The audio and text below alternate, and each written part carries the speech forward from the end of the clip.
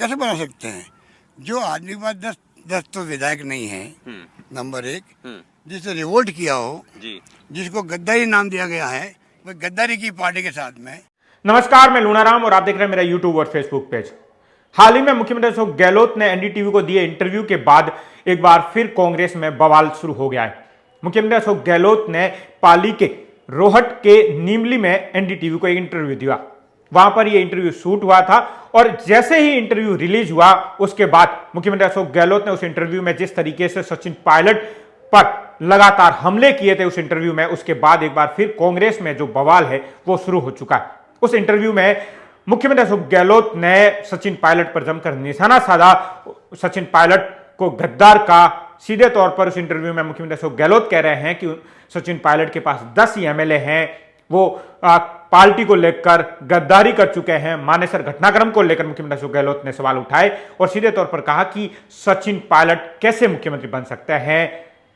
विधायक संतोष नहीं है, असंतुष्ट है और इसी बात को लेकर ये पूरा का पूरा जो इंटरव्यू है उसमें इसी अशोक गहलोत वर्सेस सचिन पायलट की जो विवाद है उसी को लेकर सवाल और जवाब है। और सचिन पायलट पर अशोक गहलोत ने उस इंटरव्यू में जमकर जो हमला है वो बोला है, जमकर जो सवाल है वो उठाए हैं। और एक बार और सचिन पायलट को लेकर जब अशोक गहलोत उस इंटरव्यू में बोल रहे थे उस दौरान अशोक गहलोत ने यह भी एक बड़ी बात बोली है कि 10 से 5 करोड़ वाली जो बात बोली, जो दिल्ली के बीजेपी मुख्यालय से दिए गए पैसे और इस तरीके की बहुत सारे जो खुलासे हैं, इस तरीके से अशोक गहलोत जो राजस्थान के मुख्यमंत्री है उन्होंने उस इंटरव्यू में कहा है। और जैसे ही इंटरव्यू बाहर आया उसके बाद कांग्रेस में एक बार फिर बवाल मच गया। उसके बाद सचिन पायलट ने भी एएनआई को एक बाइट दी, उस बाइट में इसका जवाब है वो भी दिया गया है।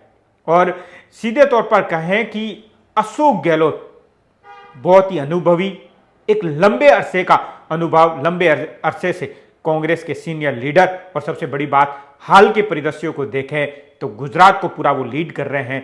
गुजरात में विधानसभा चुनाव है और ऐसे में उस समय, क्योंकि आपको ध्यान में होगा कि पिछली बार जब जयपुर में घटनाक्रम हुआ था, जयपुर में जब दिल्ली से पर्यवेक्षक आए थे, उसके बाद जो भी घटनाक्रम हुआ आपको सब ध्यान में होगा। उसके बाद में अशोक गहलोत ने सोनिया गांधी से दिल्ली में मुलाकात की थी, माफी मांगी थी और जो चीजें रही। और अब एक बार फिर उस इंटरव्यू में सचिन पायलट पर अशोक गहलोत ने सवाल उठाए।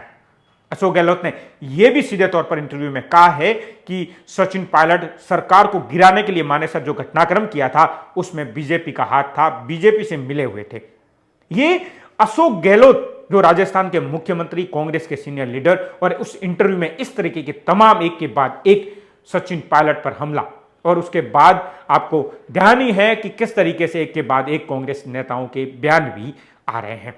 ये जिस तरीके से इंटरव्यू में अशोक गहलोत ने जो जो बातें कही है, जो हमले सचिन पायलट पर किए हैं, उसके बाद लगता नहीं, क्योंकि भारत जोड़ो यात्रा राजस्थान में आनी है और राजस्थान में अब भारत जोड़ो यात्रा का प्रवेश से पहले इस तरीके का मुख्यमंत्री अशोक गहलोत का जो इंटरव्यू है वो साफ तौर पर दर्शाता है कि सचिन पायलट वर्सेस अशोक गहलोत जो एपिसोड है वो पूरा नहीं हुआ है। इन दोनों में कोई इस एपिसोड का अंत नहीं है, अभी भी जो विवाद है वो जारी है और आगे और ये विवाद है वो अलग अलग दृश्य में देखने को मिलेगा।